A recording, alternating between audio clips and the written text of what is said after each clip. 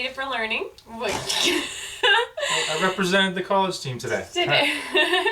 Today we're back with our series, How to Leave on Time and Never Bring Papers Home Again, or Take Papers Home Again. Woohoo! Woohoo! We wanted to raise awareness about how sometimes there are things that could be accidental or unintentional breaks that we take throughout the day, and that can waste time. Yeah. So these are things that we would say that we don't want to do, but like deep in our soul, we kind of do want to do. Mm-hmm. I think we use the word procrastinating when we talk with our kids. And so we're just going to open up that conversation. We want to hear from you at the end of like what's your biggest culprit of procrastinating, your accidental break.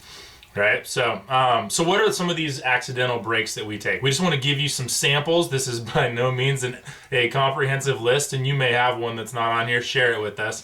But so some of the typical ones for today: checking email, answering text messages, sending text messages, surfing the internet for whatever reason, online shopping.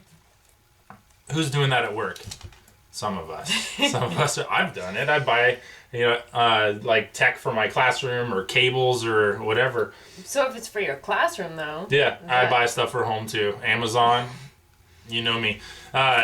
Maybe you're playing games on your phone.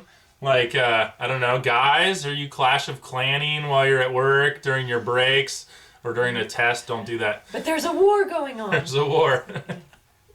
Or maybe it's Candy Crush. Or something. I don't know. Whatever your game are. And like, so when do we do these accidental breaks? We're like tired. What is it? Like, so think about your triggers. What other accidental breaks do we do? Instagram or Facebook or YouTube video. Pinterest, professional development. We should get hours for that. Or you get great ideas from Pinterest for lessons, or whatever your social media drug of choice is. Yeah, maybe you're Snapchatting. I don't know what it is. Maybe you're chatting in the hallways with fellow teachers, with other students. You're chatting in the office because you dread going back to your classroom and getting started working.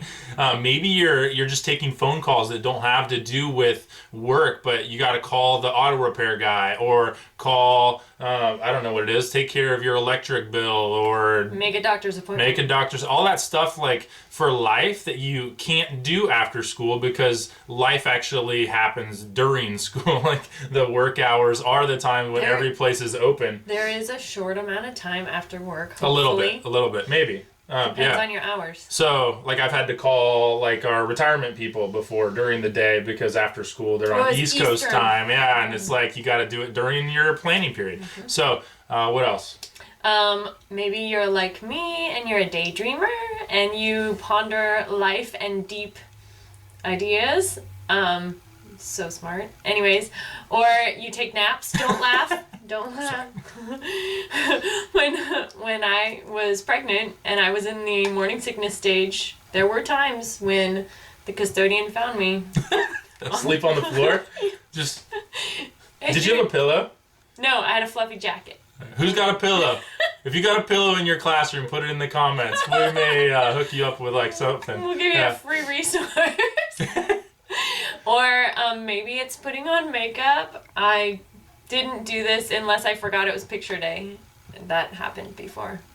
Maybe you're driving for a coffee break. I knew people that right as soon as nutrition would start, they had 25 minutes and they took off and they were like racing the clock to get back. Or they used their planning period. And they take 10 minutes to drive to coffee, 7 minutes to wait for coffee, 10 minutes to get back from coffee, which is 27 minutes of your planning period, getting coffee. But maybe that's your accidental break or purposeful break. I love that you've thought through the actual timing of it, and that just shows how good you are about this whole time. 27 minutes is a long 27 minutes, okay? Like, how much can you do in 27 minutes if you've got to-do lists and you've scheduled your day like we talked about in other videos? Yeah. Or maybe it's one of those days where you have like an early release day, half-day school, and then afterwards you're like, whoo, I gotta stay here, but I can go to lunch. Going to lunch is great. I'm not docking going to lunch unless you're trading an hour and a half of going to lunch with an hour and a half of grading papers at home.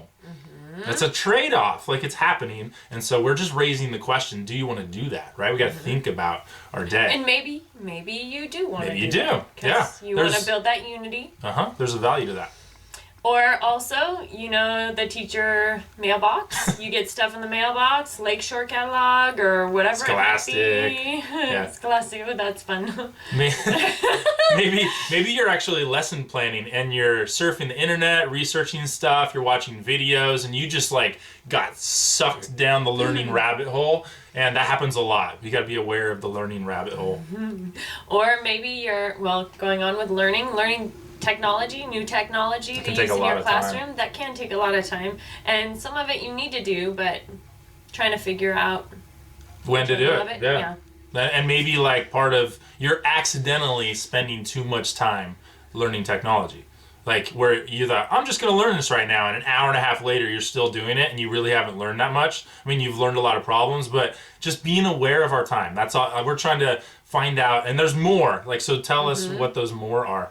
And then once you've realized what your accidental breaks tend to be, try and figure out what triggers it. Is it because you're too sleepy? Is there some kind of functional thing you're not putting your makeup on at home if you do makeup, or whatever it might be? Or maybe every time you eat your snack during the day, while you're eating your snack, you don't want to work, and so you get distracted, and then you're in there for 20 minutes. And you take much longer. Yeah. Whatever the trigger is, there's something, like, so think about what you did, or were doing, or were thinking right before you got sucked into 20 minutes or 30 minutes of whatever, or 10 minutes, however, the thing you spent too long doing, think about what you did right before it, and then be aware of in the future, like when that happens, you might get sucked into that, and then it happens every time. Yep. So, the key though too is to not just get rid of all of these breaks. We love these breaks. We just need to plan our breaks, right? Instead of them being accidental. Some of them are not appropriate to do during work time. Just thought I'd do like the legal. Maybe. Like what things are you talking about? That are not appropriate to do? Yeah. On when you're supposed to be working? Yeah. Like Facebook? Okay. Right? Can you do that during your break time? So... I don't know. That's a question for you. You decide. We're not going to decide the morality of your breaks. The ethics of... Yeah. Anyways. Maybe that's a different video sometime.